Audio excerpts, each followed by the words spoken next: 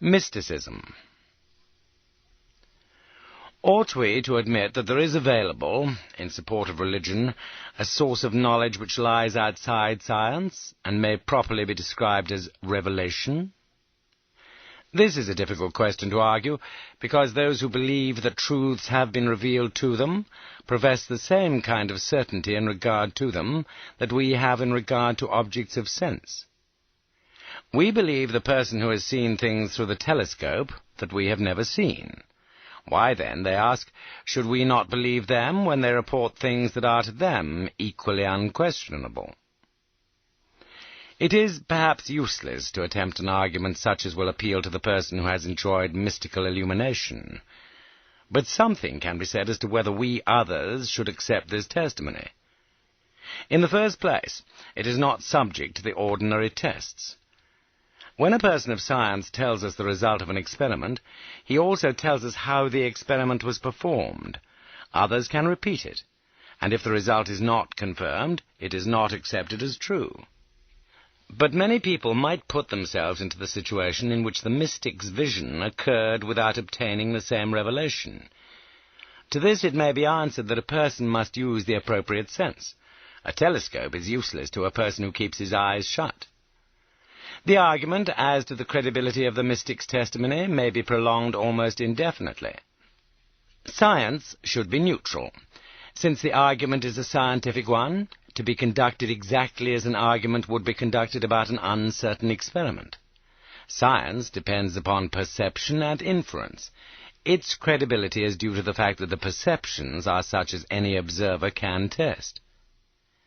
The mystic himself may be certain that he knows, but those who are asked to accept his testimony will subject it to scientific tests.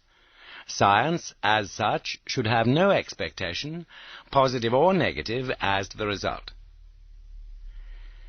The chief argument in favor of the mystics is their agreement with each other. But it is important not to caricature the doctrine of mysticism, in which there is, I think, a core of wisdom. I believe that when the mystics contrast reality with appearance, the word reality has not a logical, but an emotional significance. It means what is, in some sense, important.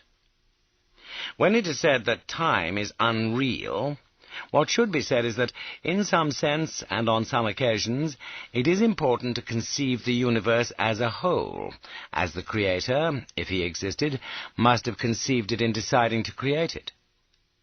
When so conceived, all process is within one completed whole.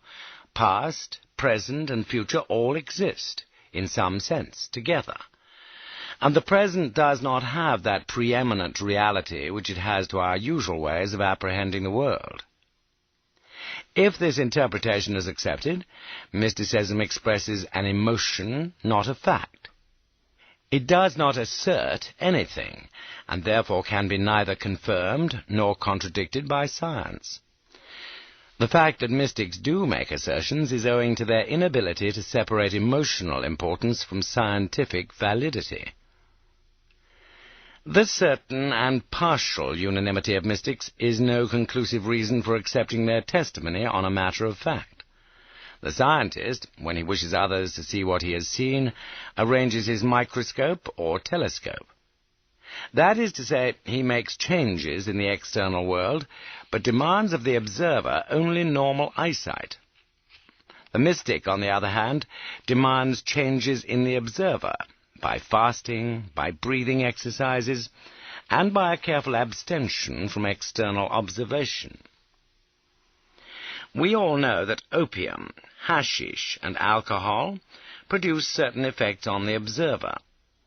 But as we do not think these effects admirable, we take no account of them in our theory of the universe. They may even sometimes reveal fragments of truth.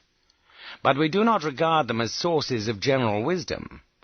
The drunkard who sees snakes does not imagine afterwards that he has had a revelation of a reality hidden from others.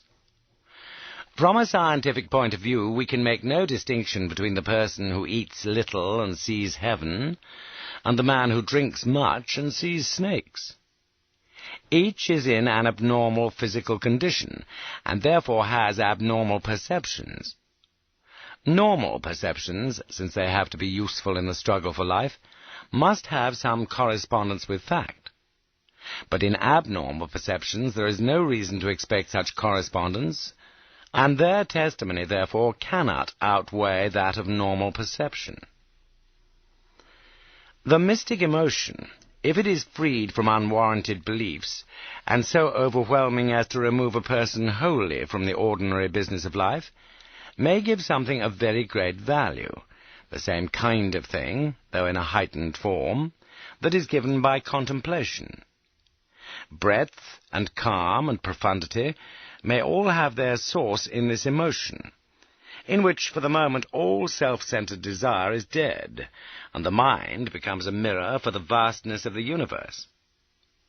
Those who have had this experience, and believe it to be bound up unavoidably with assertions about the nature of the universe, naturally cling to these assertions.